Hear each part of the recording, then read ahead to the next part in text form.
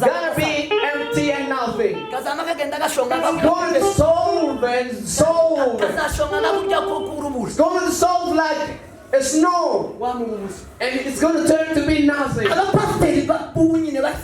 Pastors who are afraid.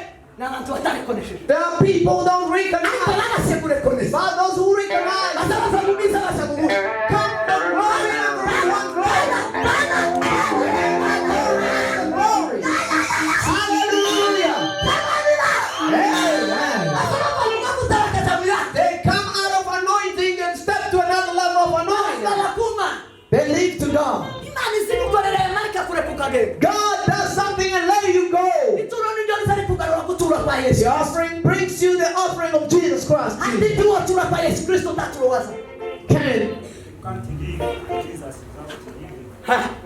You can give to Jesus without giving. Amahoro ya Kristo. Amahoro ya Mwami wacu. Praise the Lord. Giving us this beautiful evening to be again in this gathering of the children of God. We slept here for the gathering, the gospel. And again, we spend the whole day here for the sake of the gospel. The Lord who gave us the strength and being what we're supposed to be in and do what we are created for and stand in the line of our creation. Be to the Lord. Amen. God bless you. I want to thank the Church of Christ of here Junction that received all people in this conference. Pastor Obed and other leaders and every members of the church. God bless you so much. Really thank you for that. You are a great man. A great man who receives God. Somebody who hosts God. Somebody who hosts God as the guest. The Holy Spirit is God. Jesus told them. The Bible says you will receive power when the Holy Spirit will come upon you. And you will be made. You will be made. God bless you. Junction, God bless you. I want to thank the church of Wiki. From the leaders, pastors, and evangelists, prayer warriors, all members of the church, Azaf team, Nehalot choir, Holy Nation, Gerizim, and man, I've seen you, brothers. I've been. You made respect of God's word. And that's the reason why you were created. The men of Jerusalem, they made the work of God.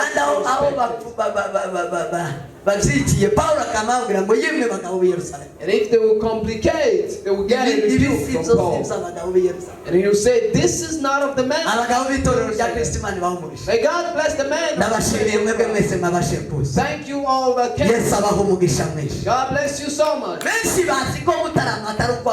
So many, they think gathering doesn't belong to the men. Those are the men who have a problem with but a man, knows that serving the Lord is much better. Nicodemus, one great of the laws, he was a teacher of the law. Nicodemus was a teacher of the law. He was a teacher, an expert in the law. A very great Pharisee. But he saw a gathering of the children of God. And in the night he went to gather with Jesus. He found Jesus to speak with him in the night, abandi bagabo bose b'abayuda bajya where everyone else was sleeping. ngo biriya ni bya gurupe y'agahungu k'akabaje. And I say the son, the carpenter, umugabo wononekaye mu bwenge, somebody who has a problem in the mind, n'uhinyura igitaramo, somebody who twists the conference or whatever. cyagendesheje ijoro Nikodemo. That met Nicodemus. Niyo Yesu yamubwiye ngo Nikodemo. That's when Jesus told him, Nicodemus. Wese si cyubahiro. Amen. Nicodemus. Nukuri ndakubwira. Verily, verily, I tell you, utemera kuzavuga kabiri. if you are not born again, you will never see the kingdom of heaven. Hallelujah. Mu gitaramo cya Yesu. It was in the conference of Jesus. Ikanisa ryarangiye. When the conference of all people was over, it was self-prayer. Stay in self-prayer reservation. Men who are not abused. There is wisdom in a self-observation conference. The customary things were over already. That's when Nicodemus got hold of Jesus. Men of the Church of Christ. So glad for you. God bless you. God bless you, Brother Shaka. God bless you. Amen. Do a small thing. Thank you, the Lord, for everything He's done. And Reverend Dude will take over from there. I will read. The people who came from Mwiki and from Kayale should come forward, and then we thank the Lord. And I will speak a little bit and then sit down. No. Amen. Is it fine? That's the line. Or is it?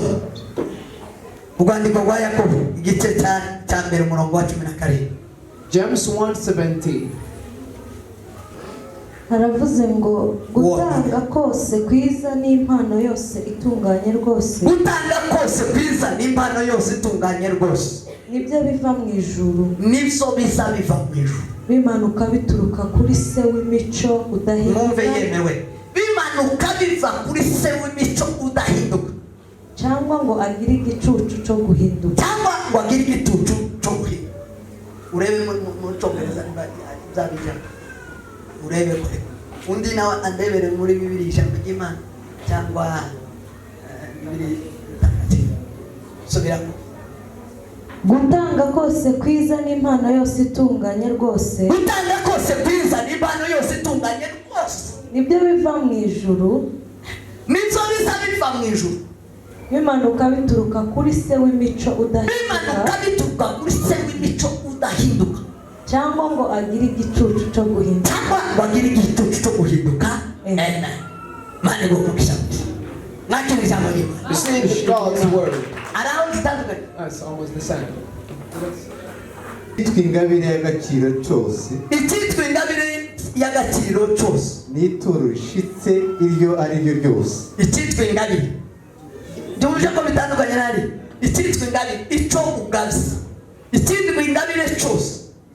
N'ituro rishitse iryo ari ryo ryose. N'ituro rishitse iryo ari ryo ryose. Bikomoka mu ijuru. Ibyo bikomoka mu ijuru. Urumuri. Urumuri. Bikomoka mu ijuru ku mubyeyi w'urumuri. Yakitse. Bikomoka mu ijuru ku mubyeyi w'urumuri. We udahinduka. Udahinduka. Kandi ntatume habaho umwijima. Kandi ntatume habaho umwijima. Uturutse ku mihindagurikire y'ibihe. Uturutse ku mihindagurikire y'ibihe.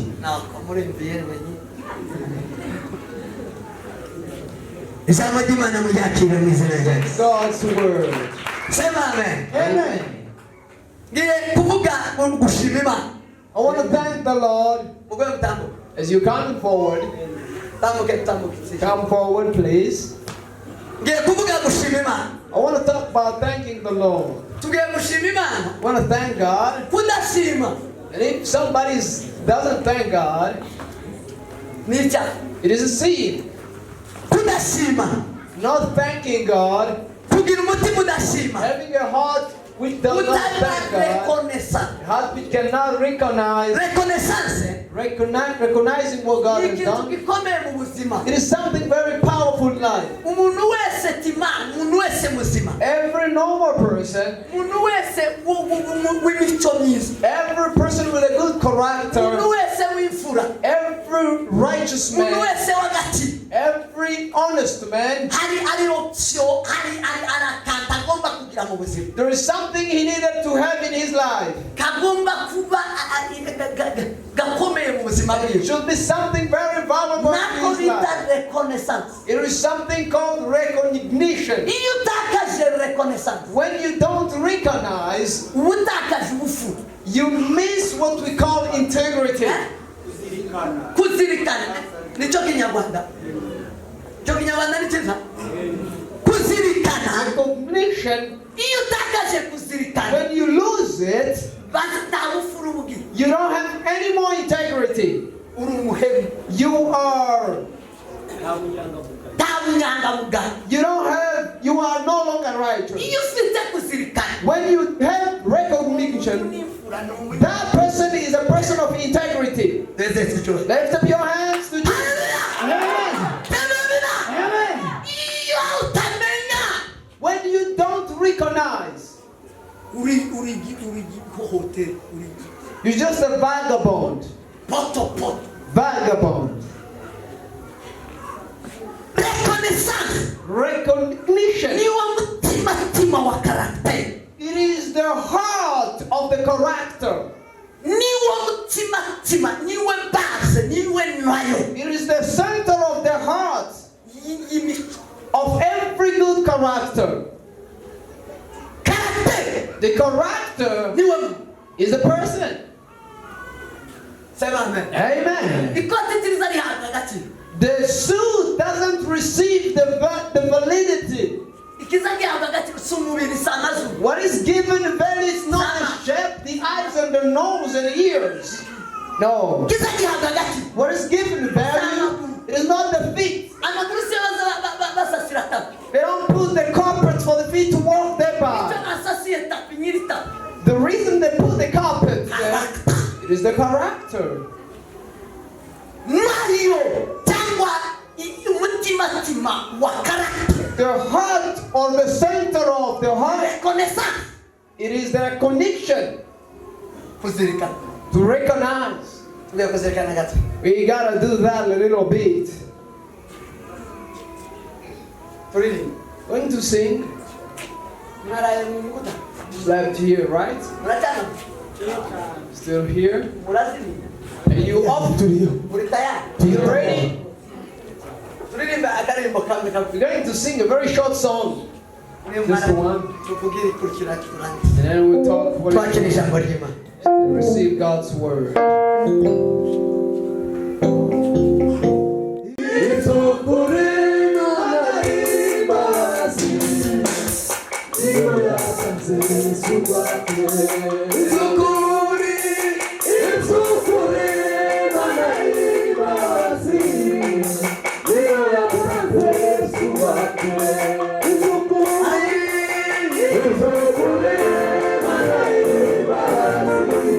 Yes.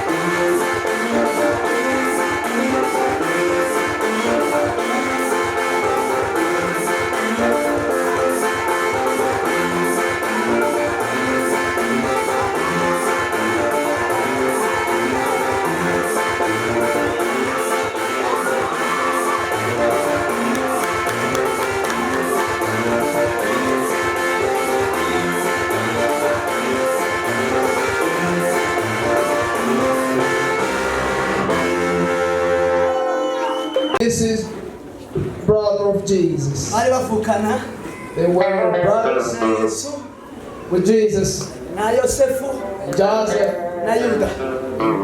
Judas. Uyu si intumwa. This is not an Uyu apostle. wanditse mu rwandiko si intumwa. One who wrote it was not an apostle. Yari mwene se wa Yesu. He was the brother of Jesus. Hanyuma And again, akaba mu nkingi zitatu zakomeje i Yerusalemu itorero rya mbere. 3 pillars of the church of Jerusalem.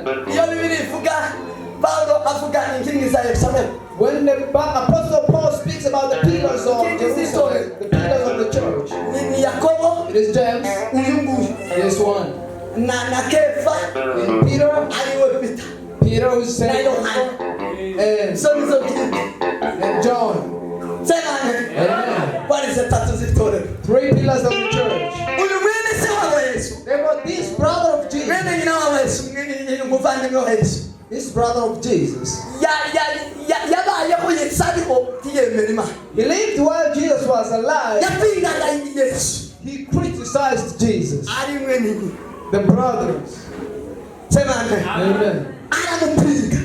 He Nono criticized. aza kumwemera Yesu yazutse. But then he Yesu his resurrection. Yesu wazuke. When Jesus rose again, Yiyereka abigishwa be murabizi. he showed himself to the disciples in Hanyuma all aza his glory. kwiyereka Yakobo. And again he manifested Bibiri himself ivuga ngo to aja James. kwiyereka Yakobo. He went to James. Hanyuma ngo babwire Yakobo ko yazutse. Tell James that I Ndetse umbwirire mwene mama. tell James, my brother.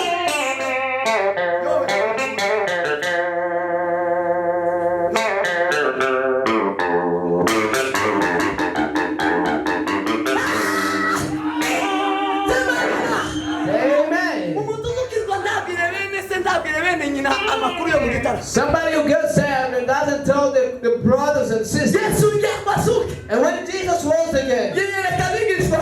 he showed himself to Nyuma the y'abigishwa disciples. yereka abandi amagambo mubwirire no mwene mama Yakobo. And he told them, tell my brother James. Mubwirire Yakobo ngo nazutse we. Tell my brother James that I'm out of the grave. Babwire Yakobo. They told Yakobo James. araza asanga mwene nyina yazutse. James found his brother risen. Jesus was risen. Wazutse. Was risen. Hanyuma ngo ndiho ndi muzima. Say, I'm alive. Zahura. I'm alive and I'll live forever. Amavuga ngo ndemeye. And James lived and said, I believe.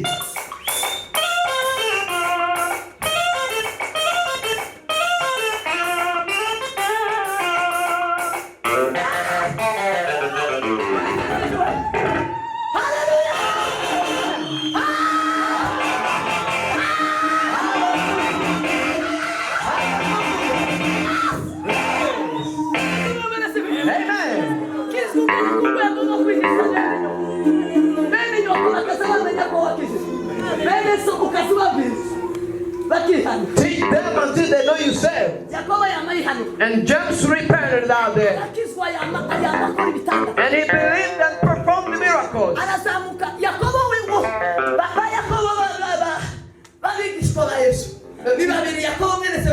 There's James, the son of Zebedee, and James, the son of Alphaeus. This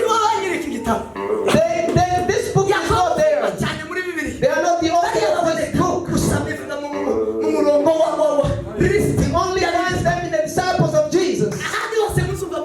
But elsewhere you will find these two James. James, the brother of Jesus. The brother of Jesus. When Jesus was risen. Amen. James. He became the counselor and the pastor. And he told people the truth. He's the one who finds the book of Acts 15. In the council of Jerusalem. In a congress. Council. The great conference. And that conference, they were studying about the gospel. The gospel of the Jews was of something. And they had a mission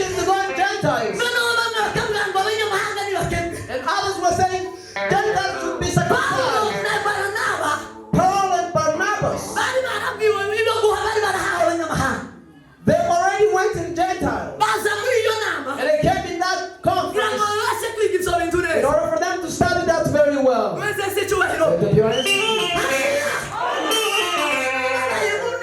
When they lived in the conference, it was a conference written in the Bible. It wasn't just a small, easy conference. It was a very big one. Studying about the church of the world. Not only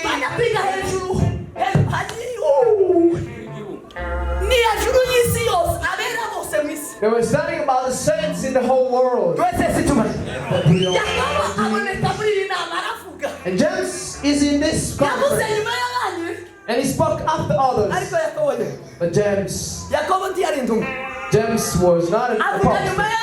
He said after others. And he said, what I said, and I'm ordering this to happen. When you read 15, 13, and he said, this is what I think, and this is what I'm commanding. Leave the Gentiles alone. Preach to them the things about death and the resurrection of Jesus.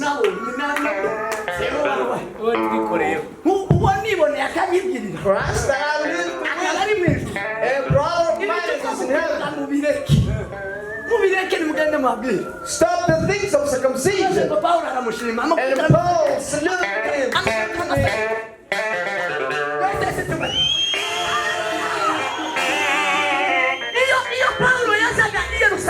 When Paul was going to Jerusalem, he would go visit James. James had received the very powerful Spirit of God. They are brothers with Jesus. Amen.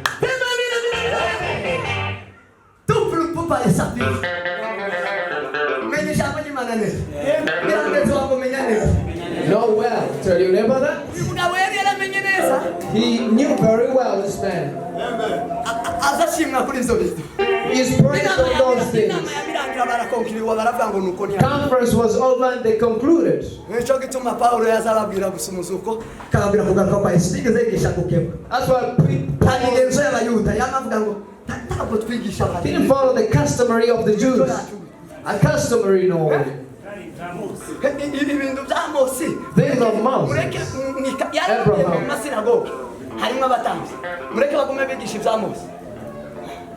mureke ibi bigume by'ingo hano iwacu bazababyigisha ariko iri abanyamahanga tubabwire Yesu Kristo tumwakire Yesu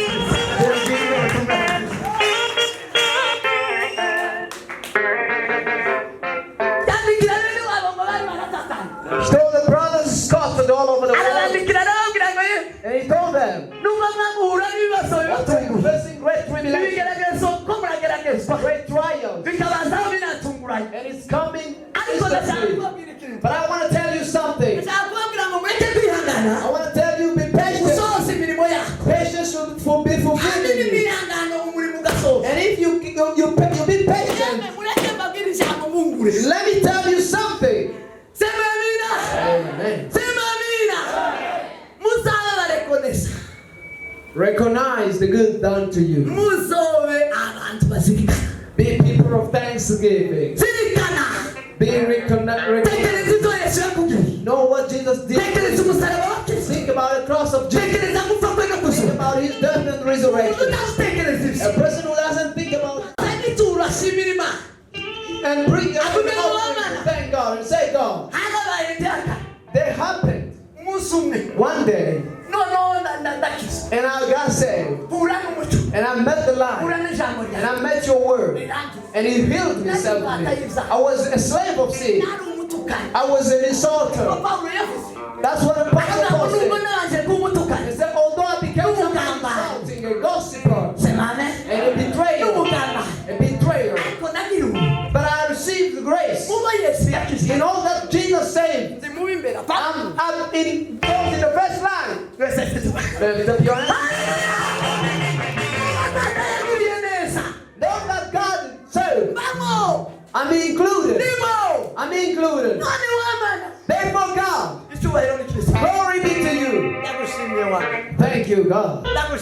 Thank you, Lord. You saved me from alcohol. You saved me from fornication. You saved me from theft. You saved me from lying. You saved me from wearing something. You saved me from speaking badly. It knows that you saved. I'm included. I'm included. And I'm not in those in the backside. I'm in those in the first line row. Hallelujah. Praise the Lord. And he told them, if you go before God to thank Him, how do you walk? How do you go? Do you know the kingdom of God? The kingdom of God, it is no words. It is no mountain. A lump will see. No. It is recognizing. Recognition. What is it?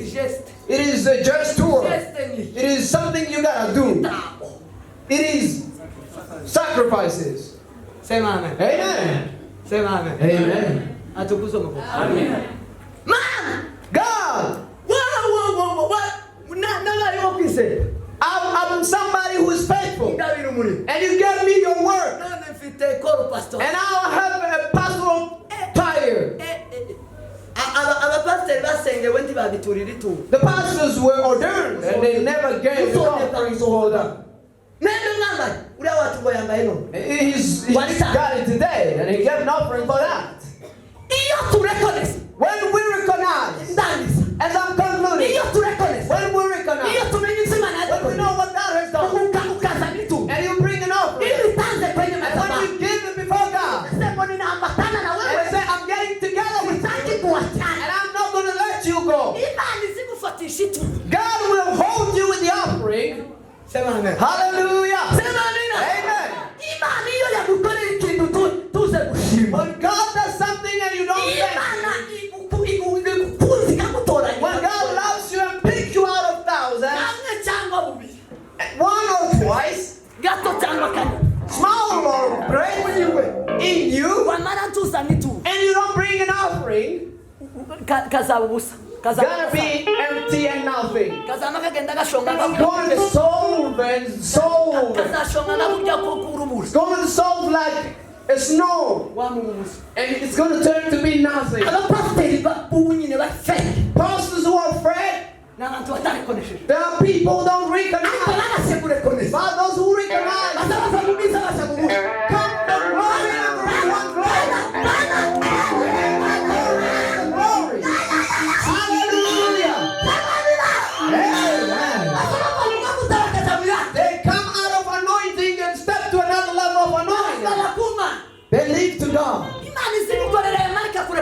God does something and let you go.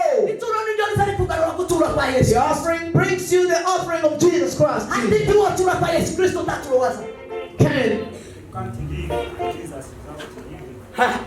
You can't give to Jesus without giving.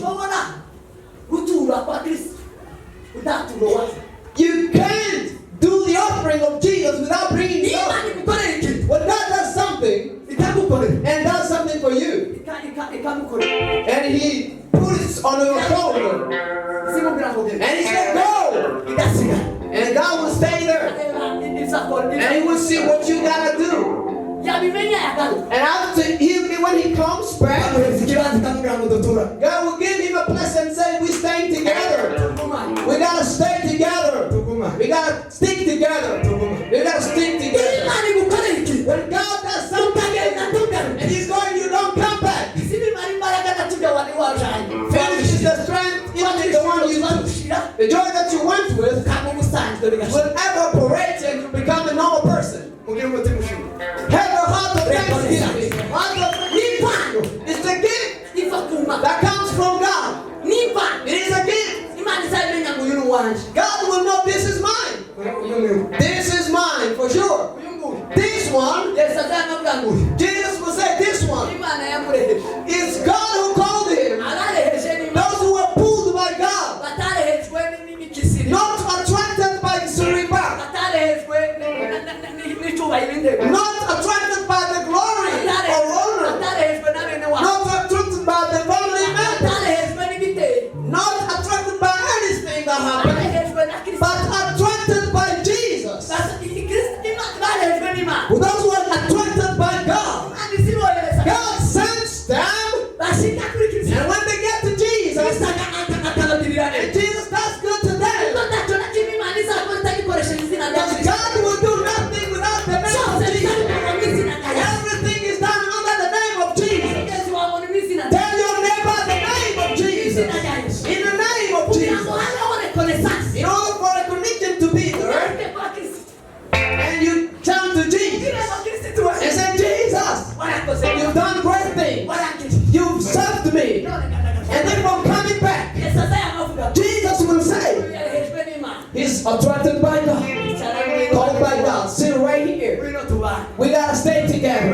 We gotta be together. We gotta be together.